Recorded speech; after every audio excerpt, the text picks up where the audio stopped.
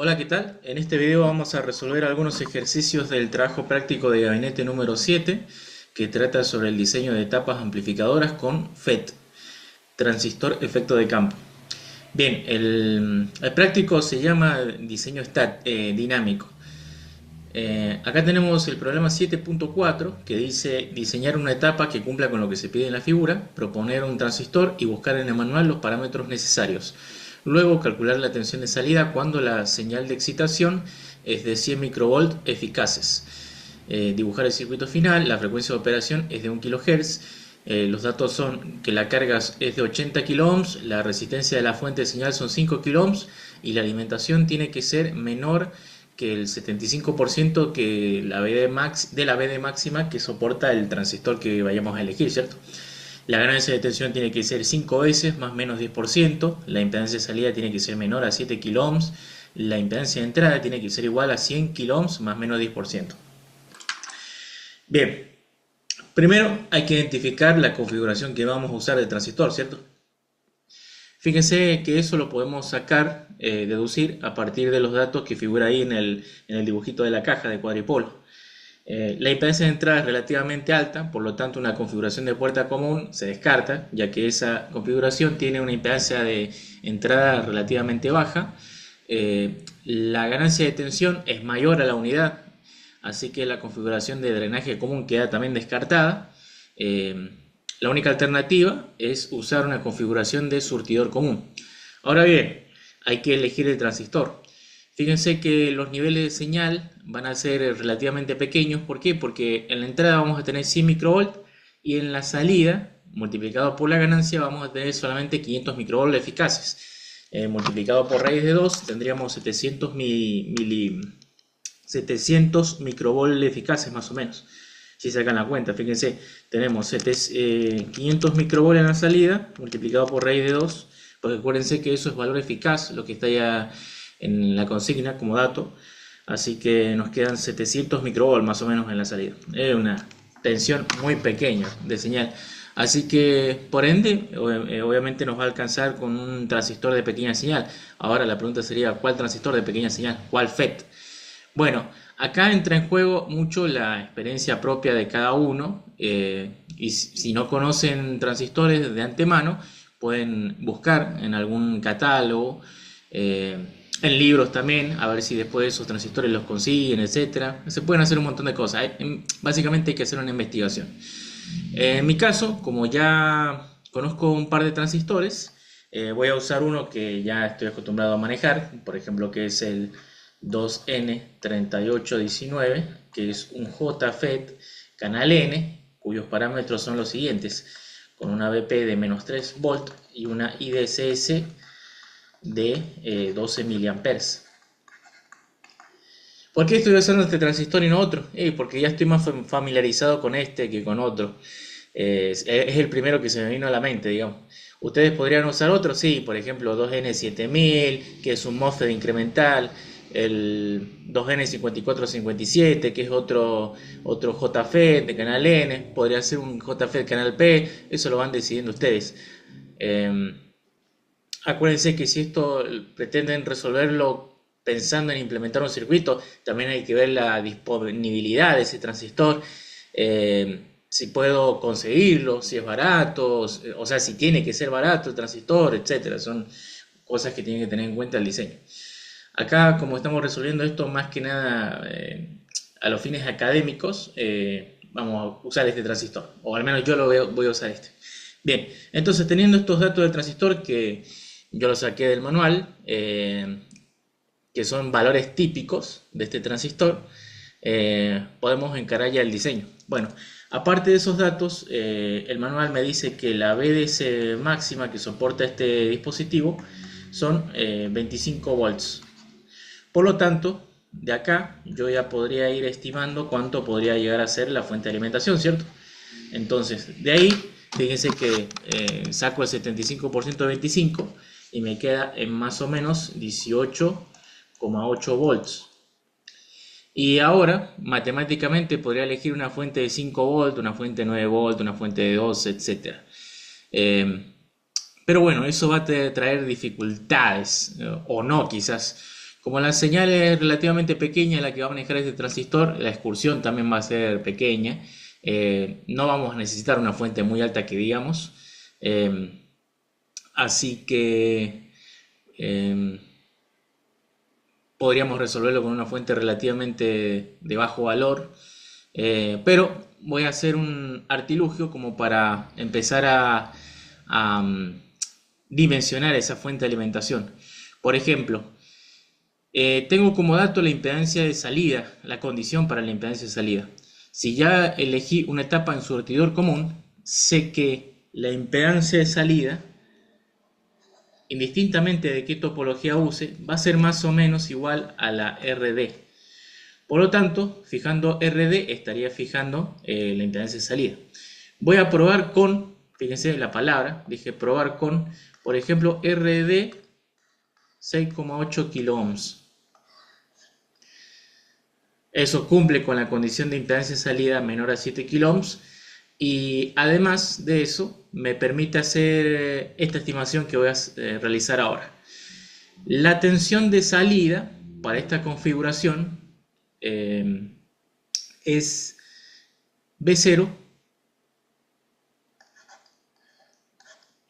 máxima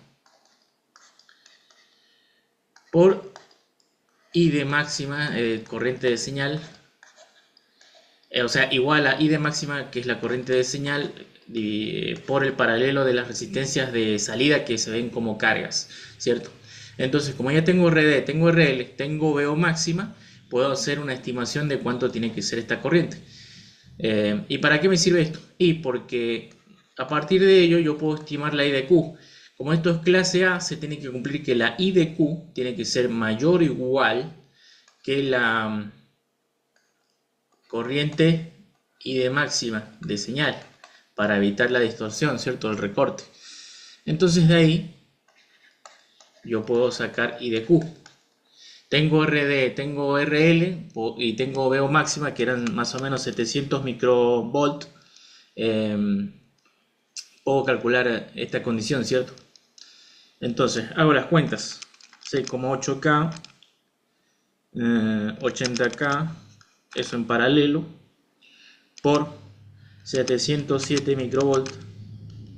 Me da que la corriente de reposo tiene que ser mayor o igual a 113 nanoamperes. Esto es prácticamente el corte. Es decir, puede ser cualquier valor por encima de ello. La pregunta es, ¿cuál elijo? 100, 10 mA, 1 mA, 3 mA, 4 mA. ¿Qué valor elijo? Bueno, eso va a quedar atado a la GM que pretenda desarrollar. ¿Por qué? Porque la GM depende del valor de la corriente de manera cuadrática, hay una relación cuadrática ahí. Entonces va a quedar atado a eso. Y también a cuestiones de polarización. Por ejemplo, si yo elijo IDQ 10 mA, supongamos, esos 10 mA van a circular por RD. Y por RD se inducirían teóricamente 68 volts, porque tengo 6,8K por 1,1 por 10 mA, tengo 68K. Es decir, que eso no me sirve, porque ya de por sí me supera ampliamente el valor de la alimentación. No tiene sentido físico. Entonces, pruebo con 5 mA, me va a quedar la mitad, me sigue siendo una corriente muy alta. ¿Se entiende por dónde va la cosa? Entonces, a ver qué pasa si pruebo con 1 mA. 1 mA me satisface la condición de no recorte y a su vez me permite tener una tensión en RD razonable. 6,8K por 1 mA me da 6,8 volts. Que si yo, por ejemplo, elijo una fuente de 12 volts, voy a estar bastante bien. O sea, no voy a tener problemas. ¿Se entiende por dónde va la cosa? Entonces, supongamos que elijo BDD 18 volts. Si mientras más alta elija la fuente de alimentación, voy a tener como más libertad a la hora de establecer valores, parámetros y todas esas cosas. Esto es fácil de darse cuenta haciendo cálculos. Yo, por ejemplo, voy a elegir que BDD sea voy a establecerla en 18 volts.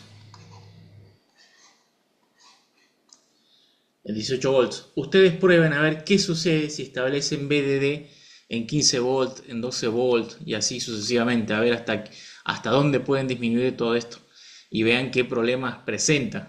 Y esa es la única forma de que se den cuenta de todo esto, probando. Bien, entonces vamos a hacer, esto es de manera arbitraria, digamos, pero como vieron no es tan arbitrario, es como que un análisis que se hace antes de seleccionar el valor del parámetro, ¿cierto? Entonces hago I de Q igual 1 miliampere. Listo, ya tengo establecida mi corriente de polarización. Por lo tanto, puedo calcular cuánto va a ser la tensión BGSQ. Eso va a ser igual a, yo voy a usar la ecuación de Shockley en este caso, que corresponde a este JFET, ABP, por raíz 1 menos raíz de ID sobre IDCS, IDQ. Eso me da aproximadamente menos 2,13 volts. Perfecto. Y antes de seguir, habría que elegir la topología del circuito. Me refiero al esquema con el que vamos a polarizar el transistor. Fíjense que en ningún momento el problema me plantea o me sugiere que los parámetros tienen que ser ultra estables o muy estables. Por lo tanto, puedo tener cierta libertad a la hora de elegir la red de polarización de este transistor. Entonces, polarización fija no la voy a elegir. ¿Por qué? Porque es la peor de todas, o sea, ya sería contraproducente elegir esa red de polarización. Y además esa red utiliza dos fuentes de alimentación para lo que son los JFET, así que no me sirve, es poco práctica. Tengo que tratar de resolver esto con una sola fuente de alimentación, que es lo que me pide el problema. Fíjense que acá hay solamente una fuente de alimentación especificada en el dibujito, en el boceto. Y así que me quedan las opciones de polarizar con divisor de tensión o autopolarizar. La autopolarización es más sencilla, pero obviamente es menos estable que la polarización por divisor de tensión. Pero acá en ningún momento me dicen que la polarización tiene que ser muy estable. No se me sugiere eso tampoco. Así que yo, a los fines prácticos, digamos, de sencillez, voy a elegir una polarización, una autopolarización. Entonces el esquema me va a quedar así, de esta manera.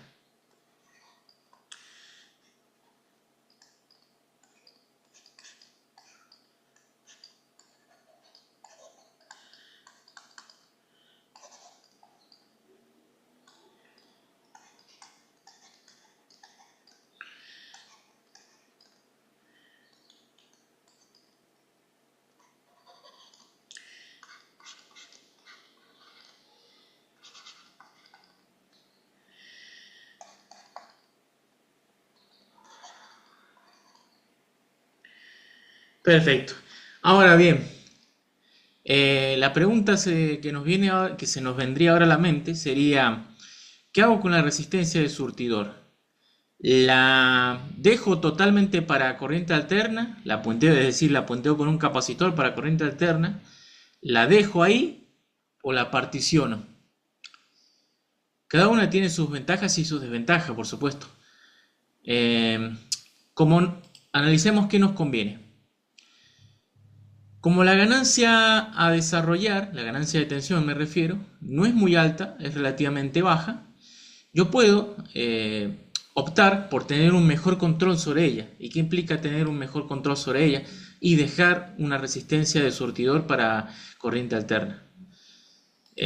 Ahora, si tuviese una ganancia de 15 veces, 20 veces, y bueno, ahí sí estaría bastante restringido y tendría que, muy probablemente, desacoplar esta resistencia de surtidor para señal.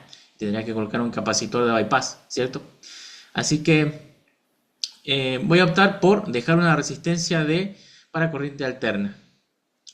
En ese caso, la ganancia de tensión va a venir dada por esta expresión de acá.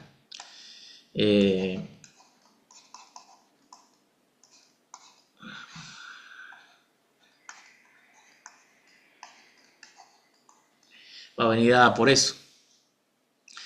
Y bueno, acá surge una cuestión. Yo tengo RD, tengo RL, tengo la ganancia de tensión. Me falta saber cuánto debe valer RS y cuánto debe valer GM.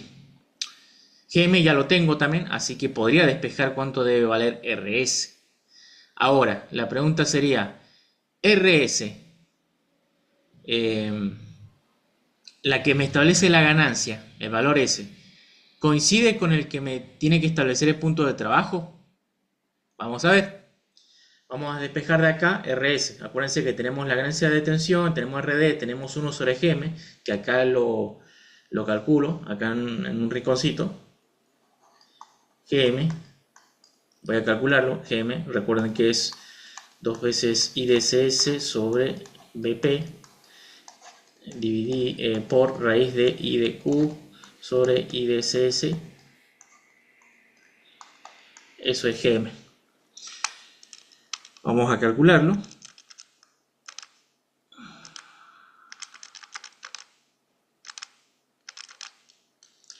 Me queda 2,31 miliamperes por volt. Por lo tanto, de acá, despejando RS, me va a quedar, tengo RD 6,8K en paralelo con 80K,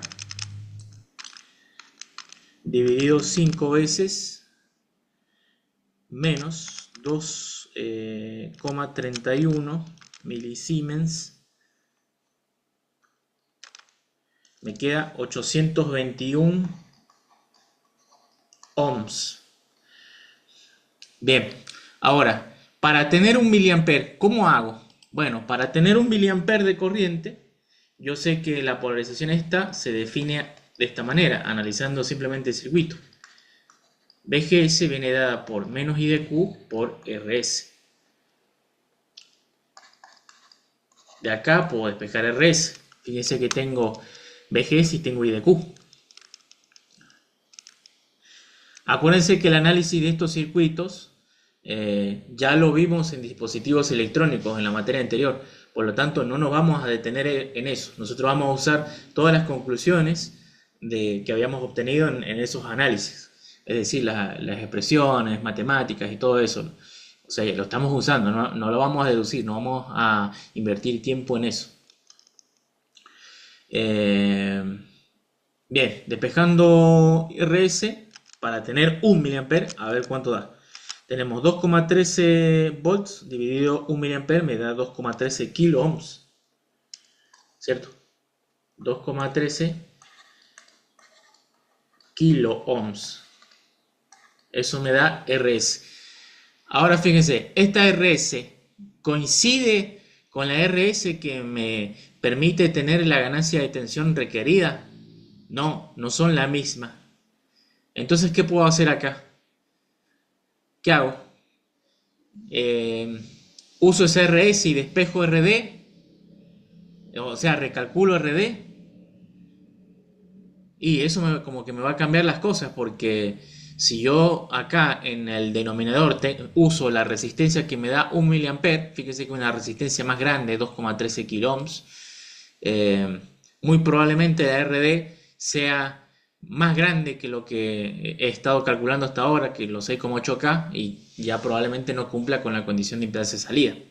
Entonces acá lo que me conviene es, de alguna manera, hacer que para corriente alterna se vea una resistencia de surtidor y para corriente continua se vea otra resistencia de surtidor.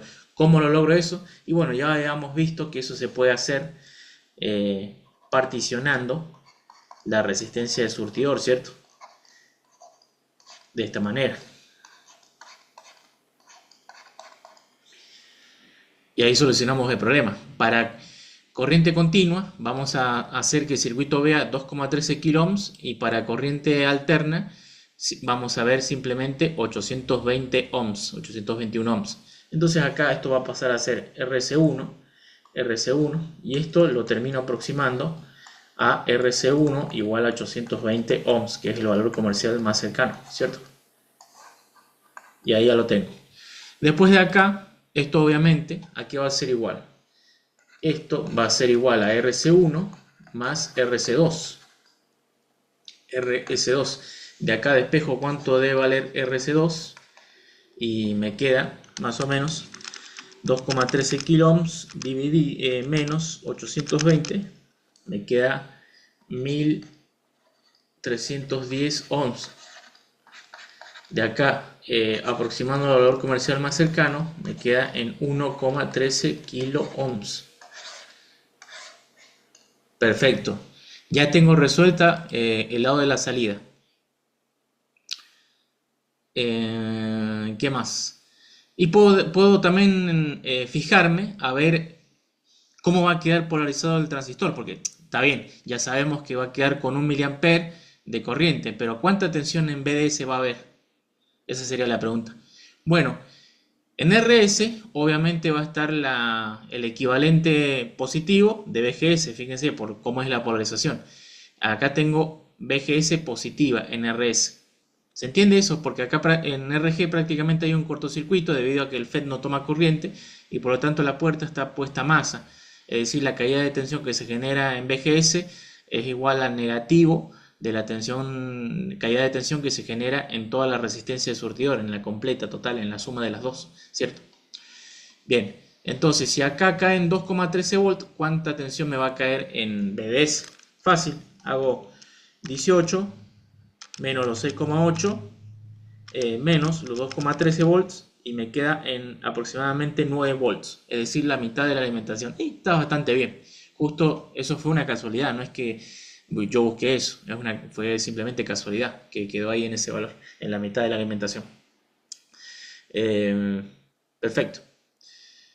¿Qué más? Bueno, para redondear eso, la condición es que BDSQ tiene que ser mayor para saturar el transistor. Acuérdense que la saturación del FET no es la misma saturación que el BJT.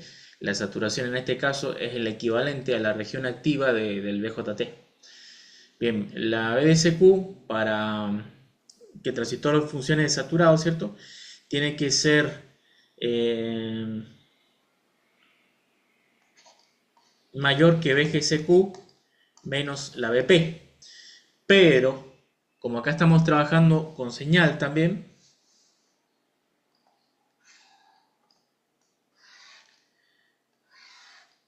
esto sería BDD, estoy dibujando el eje de tensión vertical, esto sería tensión, BDD,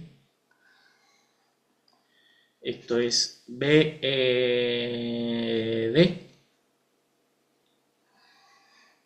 y esto BS. La diferencia entre BDD y BD es BRD. La diferencia entre BD y BS es BDS.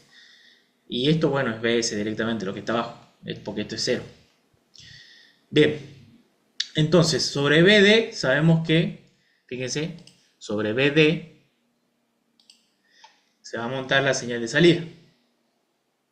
Es decir, una cosa así, ¿cierto? Fíjense que BRD tendría que ser mayor que el pico de la señal de salida, BRD, para no tener recorte. Obviamente eso se está cumpliendo porque yo en la salida tengo 700 microvolts y estoy teniendo 6,8 volts, o sea, estoy sobradísimo. En BDS tendría que ser mayor que la tensión de salida, pico, ¿cierto? También para evitar el recorte, que este valor. Hay que ver si eso se está cumpliendo. Bueno, a su vez acá también, o sea, sobre BS tenemos montada la señal de salida, digo, de entrada.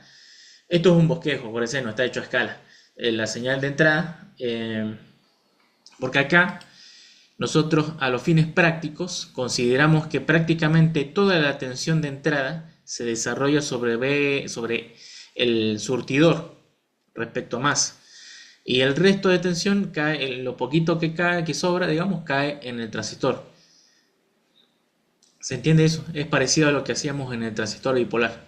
Bien, entonces acá hay que sumar el pico de la señal de entrada y el pico de la señal de salida. Entonces acá tenemos VO pico más VI pico.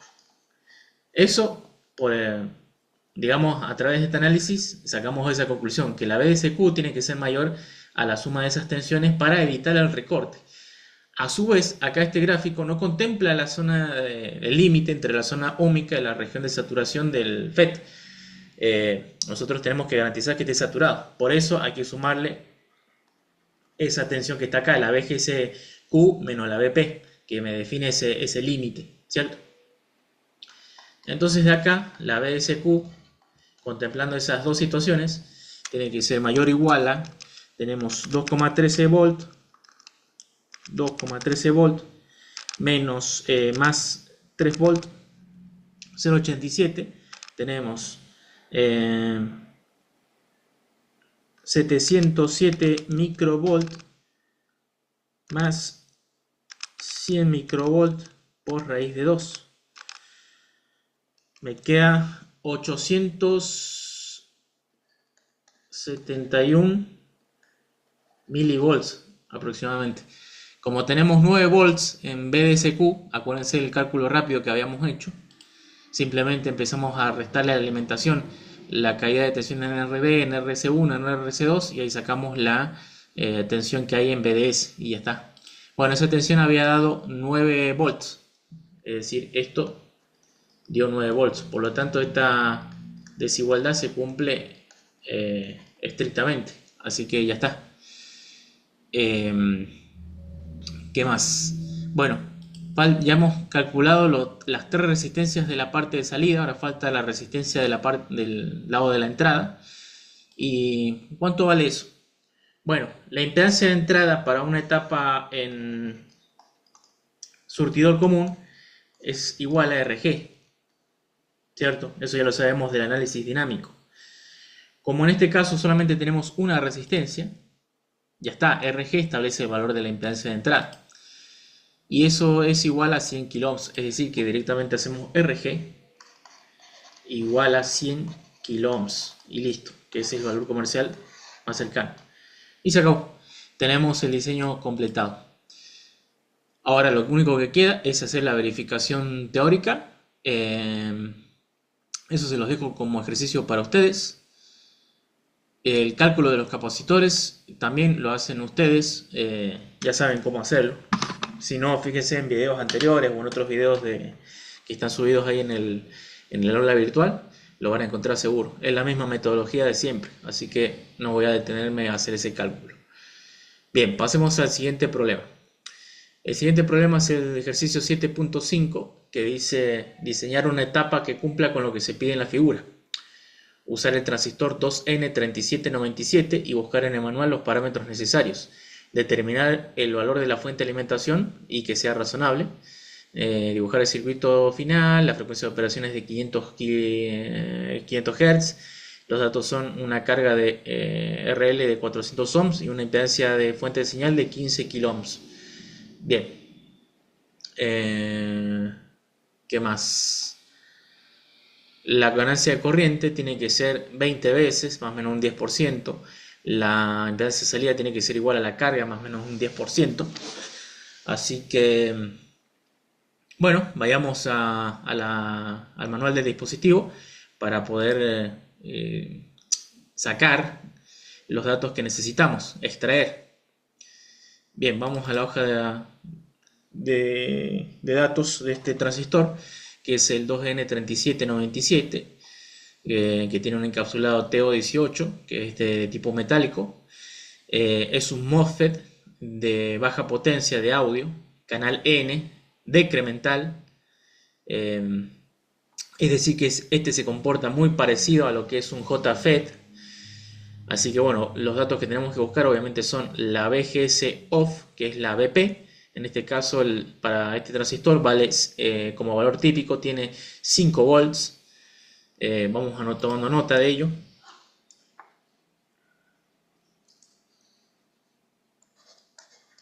La BP son menos 5 volts. Acuérdense que esto es canal N, por lo tanto esa tensión es negativa. Y la IDCS, si vamos viendo la hoja de datos, dice que es típicamente 2,9 mA. ¿Por qué estoy usando los valores típicos? Y porque eso es lo que más conviene a la hora de diseñar un circuito. El valor, digamos, más probable, el que más se da. Entonces, no viene mal usar esos datos. Ahora, si yo no tuviese valor mínimo, valor típico, ¿cuál uso? ¿Valor mínimo o máximo? Y bueno, eso va a depender un poco del enfoque que le dé, si analizo para la peor condición y todas esas cuestiones. Ahí por ahí lo mejor es, en lo posible, medir los parámetros del dispositivo. Siempre que puedan, midan los parámetros del dispositivo. Eso es, pero lo mejor que se puede hacer cuando uno diseña un circuito. IDCS vale 2,9 miliamperes. Perfecto. Me falta saber la BDS máxima que soporta este transistor, porque también necesito establecer la alimentación. Fíjense que no me la dan como dato, así que la tengo que establecer yo. Bien, entonces BDSM, ¿cuánto vale? Me voy al manual y acá dice que esa BDS máxima es de 20 volts, supuestamente. Acá, si vamos a la tabla de maximum ratings, nos dice que es de 20 volts. Así que ese valor lo vamos a tomar. Esto es 20 volts. Perfecto. Listo, con estos dos datos ya podemos empezar a diseñar el circuito. Así que ahora volvamos a la presentación. Ya no nos hace falta leer el manual. Así que vamos con esto. La pregunta sería: ¿qué configuración usar? Puerta común, sabemos que no nos va a convenir por el hecho de que no tiene ganancia de corriente. No desarrolla ganancia de corriente, así que puerta común no nos sirve. Nos queda drenaje común y surtidor común. En principio, parecería que podría usar cualquiera de los dos, porque en surtidor común la ganancia de la impedancia de salida viene dada exclusivamente por RD prácticamente. Entonces sería relativamente fácil de establecerla. Pero para no volver a hacer un circuito similar y no intentar otra vez lo mismo, vamos a variar un poco y vamos a probar con una configuración de drenaje común. ¿Por qué? Porque acá en ningún momento se me menciona que tengo que desarrollar una ganancia de tensión. Eso no es especificación, así que no hace falta tener ganancia de tensión mayor a la unidad, por ejemplo. Entonces tengo esa libertad. Y de paso vemos otro ejemplo, otro enfoque. Bien, entonces vamos a elegir una configuración de drenaje común. Ahora, ¿con qué topología polarizamos el transistor? ¿Lo hacemos con la misma que habíamos usado en el problema anterior o usamos otra? Por ejemplo, usamos un divisor de tensión con RS, obviamente, incluida. Y bueno, ya que estamos, para no reinventar tanto la rueda, ¿cierto? Probemos con esta misma polarización. Ahora la pregunta sería: ¿desacoplo o no desacoplo? ¿Particiono o no particiono la resistencia surtidor? Y vamos a ver que en este caso nos va a convenir hacer esto por un motivo parecido a lo que sucedía en el ejercicio anterior, que era que yo cumplía cosas estáticamente, pero no cumplía dinámicamente cuando dejaba solamente una resistencia de surtidor para señal, ¿cierto? Entonces, casi siempre la mejor opción es particionar la resistencia, parecería. No siempre es así, pero en general sí lo es. De paso no me complica mucho el diseño, o sea, el circuito, porque es simplemente agregar una resistencia más a todo, ¿no? O sea, no es tampoco tan problema eso, tanto. Bien, entonces voy a elegir como topología el mismo circuito, salvo que ahora, como es drenaje común, puedo obviar la resistencia de drenaje, ¿cierto? Porque es colector común, digo drenaje común.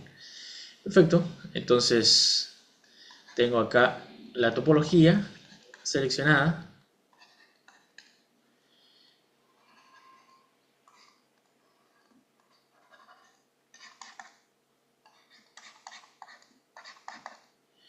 Esto es RC2, RC1. Y acá del surtidor, obviamente extraigo la señal de salida. Y ahí está mi RL y acá está B0. B0. Ahí está. Ahí tengo mi topología elegida. Bien. ¿Cómo encaro esto? Bueno, en principio me convendría plantear las ecuaciones del circuito, es decir, las ecuaciones de ganancia, impedancia y todas esas cosas, ¿cierto? Entonces, la ganancia de tensión para esta etapa viene dada por RS1 en paralelo con RL sobre 1 sobre GM más RS1 en paralelo con RL. También la impedancia de salida viene dada por 1 sobre GM en paralelo con RC1.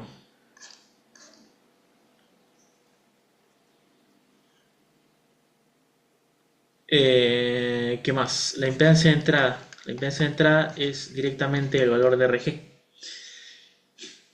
Ahora, RG la puedo escoger ya directamente, como en el caso anterior. Fíjense que en el ejercicio anterior yo tranquilamente habría podido elegir RG desde el inicio.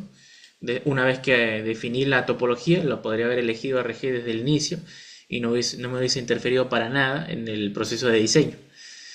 Pero en este caso sí que influye. ¿Por qué? Porque la ganancia de corriente viene dada por ganancia de tensión por RI dividido RL, impedancia de entrada dividido carga. Fíjense que como todavía no establezco ningún punto de trabajo, no en ninguna RS1, no tengo GM, todavía no sé cuánto vale la ganancia de tensión. Si bien ya sé que no va a ser mayor a la unidad, no sé exactamente el valor que es. Impedancia de entrada no la conozco, RL sí la conozco, ganancia de corriente sí la conozco, necesito conocer ganancia de tensión o impedancia de entrada. Alguna de las dos necesito establecer. Lo más fácil sería establecer un punto de trabajo y a partir de ahí ver qué ganancia de tensión me queda y de ahí despejar la impedancia de entrada, ¿cierto? Una vez que despejo la impedancia de entrada puedo establecer el valor de RG. Bien, ahora, ¿de dónde saco el punto de trabajo?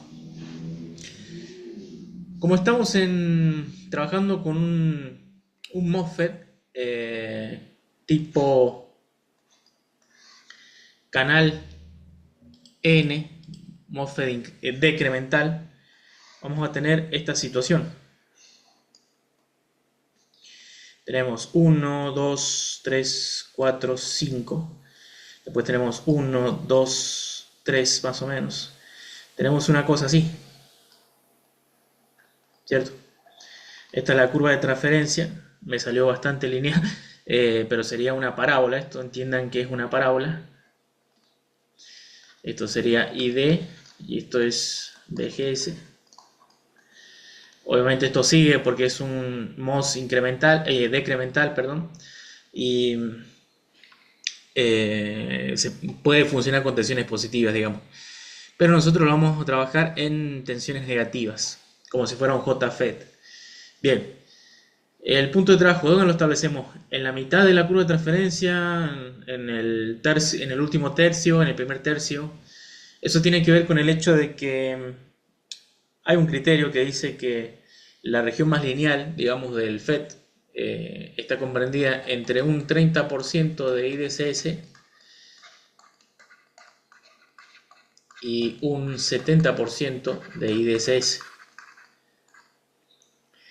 Eso me da, digamos, el rango de operación más lineal del transistor.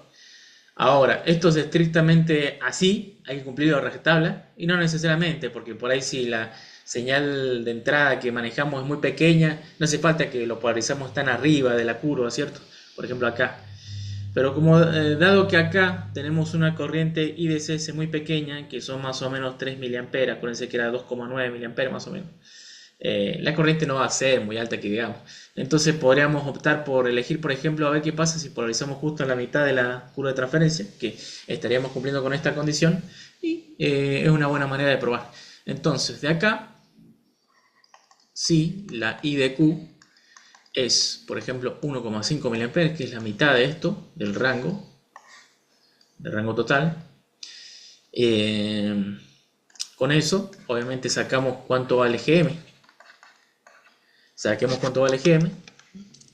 No voy a volver a escribir la ecuación porque ya la habíamos visto anteriormente. Aparte de ustedes ya la conocen. Entonces me queda 1,5 dividido 2,9 por 2 por 2,9 mA dividido 5. Me queda en 834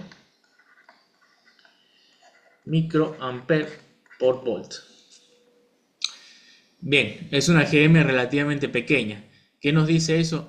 Que muy probablemente no desarrollemos una ganancia de tensión importante. Va a ser bastante por debajo de -1, lo más probable. Ya se van a dar cuenta. Bueno, como ya tengo GM y tengo la impedancia de salida, ¿cuánto vale? Esto vale 400 ohms, tiene que valer 400 ohms, porque dice que tiene que ser igual a la carga. Puedo despejar cuánto vale RC1, ¿cierto? De acá despejo RC1, a ver qué valor me da. Despejemos. Tenemos 400 menos 834 microsiemens a la -1.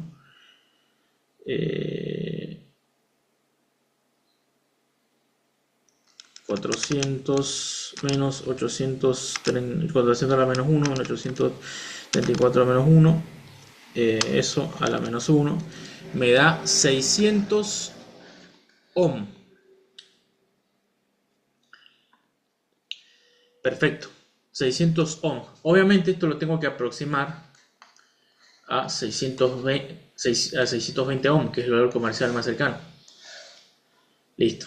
Ahora, como yo ya sé cuánto vale la corriente, yo ya establecí cuánto vale la corriente de polarización, puedo despejar cuánto vale la tensión de VGS, ¿cierto? Entonces, a ver cuánto vale VGSQ. Obviamente, con esta corriente es lógico que voy a trabajar en región de saturación, o sea, no hace falta casi ni ver eso. Es lógico que voy a trabajar sobre eso. En principio. Después hay que ver también qué tensión BDS va a caer sobre el transistor. Acuérdense de eso. Pero bueno, lo vamos a verificar eso. Bien. ¿Cuánto vale VGSQ? También lo voy a calcular directamente. Me queda 1 menos la raíz de 1,5 dividido 2,9 por -5. Esto me queda VGSQ en menos 1,4 volts. Esto a su vez es igual a I de Q por RS total, la RS total. RS total va a ser la suma de las dos resistencias, ¿cierto? Del surtidor. RC1 más RC2. ¿Eso cuánto da? Tenemos 1,4 o sea, 1,4 volts dividido 1,5 miliamperes me da 933 ohms. Entonces de ahí RC2, ¿cuánto va a valer? Menos 620, obviamente le resto el valor ya comercial, esto me queda en 313 ohms, esto llevándolo al valor comercial más cercano, el que está más cerca es de 300 ohms. Listo, ya tengo RC1 y RC2, y que son compatibles con la polarización que yo mismo establecí. Ya está, ya cumplí condiciones estáticas y dinámicas.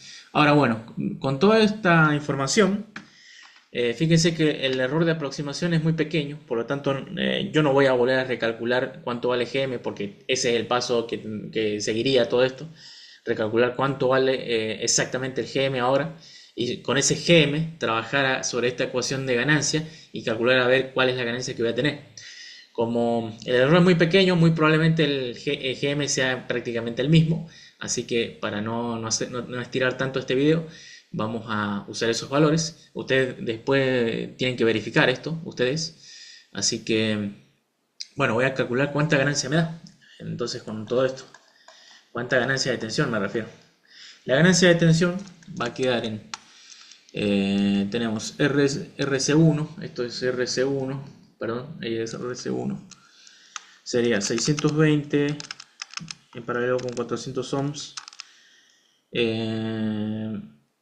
Más 834 micro a la -1 por 620 en paralelo con 400 ohms, me queda que la ganancia de tensión va a ser más o menos 0,169 veces. O sea que esto atenúa muchísimo, atenúa que da calambre.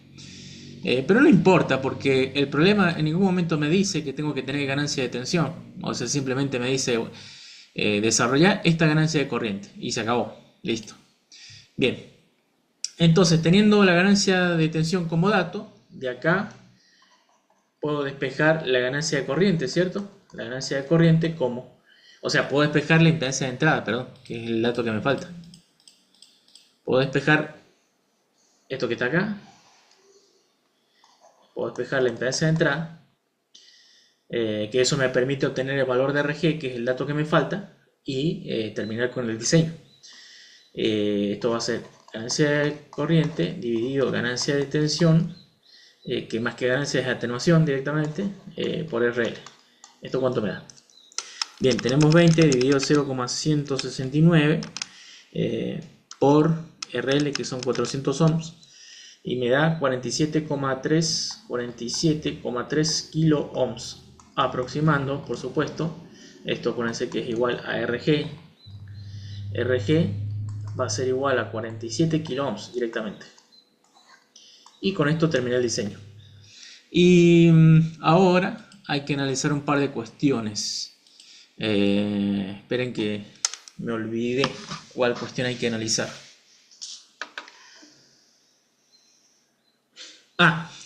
Fíjense que estamos trabajando con FET y estamos hablando de ganancia de corriente. Y nosotros en la teoría siempre decíamos que el FET, a los fines prácticos, digamos, no toma corriente ni tira corriente por la puerta. Entonces, como miércoles hay ganancia de corriente en la etapa. ¿Cómo podemos hablar de ganancia de corriente si el FET no podemos controlar la ganancia de corriente que pueda llegar a desarrollar el FET? Acuérdense que esto es un JFET, o sea, es un MOSFET, la corriente es extremadamente pequeña, picoampere, nanoampere, ¿cierto? Valores así. Y bueno, acá tengo que corregir el símbolo, porque acuérdense que esto es si bien conceptualmente son lo mismo, el JFET que el MOSFET decremental, en el símbolo hay una diferencia en todo esto, ¿cierto? Entonces lo voy a corregir para que quede bien todo esto. ¿Cómo quedaría? Quedaría así. Acuérdense que esto era un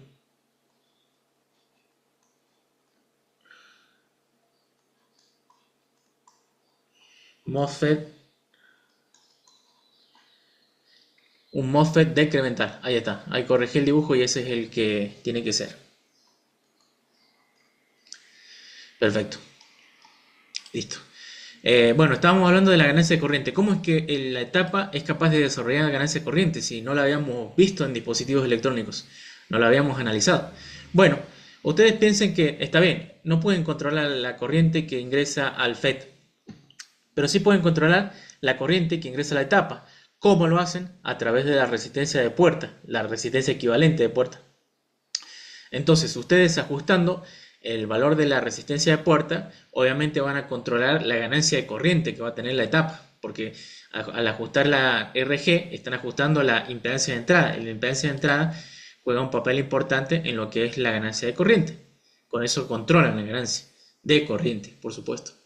Entonces, ahí está, digamos, la magia de todo esto. Acuérdense, está bien, el FET no toma corriente, pero la corriente bien puede encontrar un camino a través de la resistencia de puerta. Y se acabó.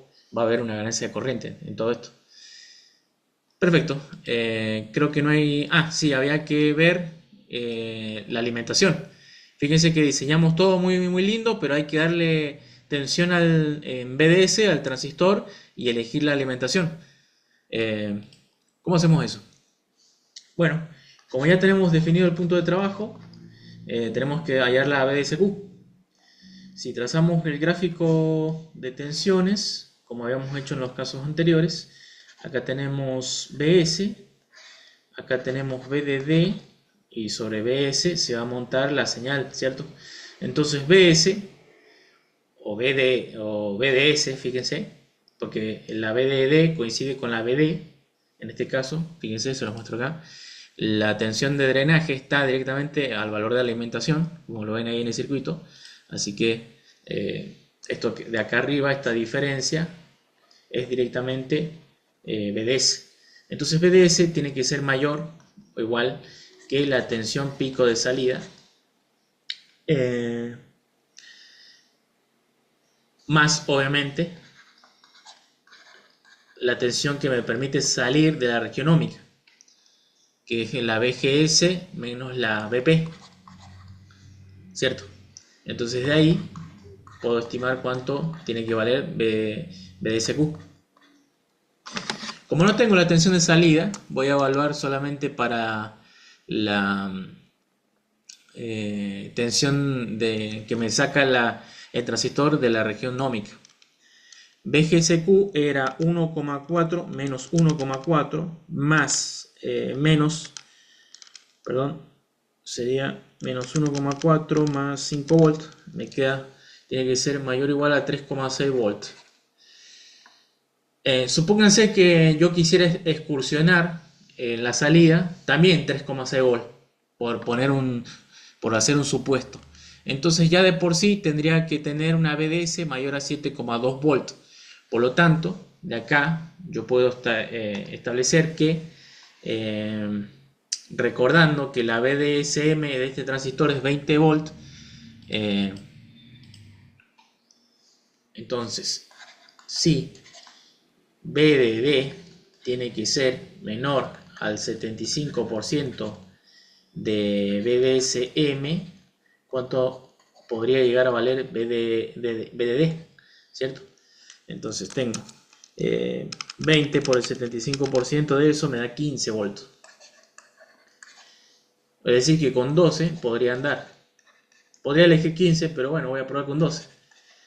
Eso después ustedes se ponen a verificarlo, ¿cierto? Es la tarea en casa. Voy a usar una BDD de 12 volts. Perfecto. Entonces, si en la resistencia del surtidor caen 1,4 volts sobre el transistor, van a caer más o menos 10 volts, 10,6 volts, ¿cierto? Bastante. O sea, podría reducir un poco más incluso la alimentación porque está como muy pasado de rosca. Podría hacerla incluso 9 volts, no sería un problema. 5 volts también, podría llegar a andar esto con 5 volts. Así que eso se lo dejo a ustedes como ejercicio. ¿Qué más faltaba? No hay nada más. Listo. Ya está. Bueno, espero que este video les haya servido, así que nos vemos en la próxima. Cualquier cosa me preguntan en la consulta.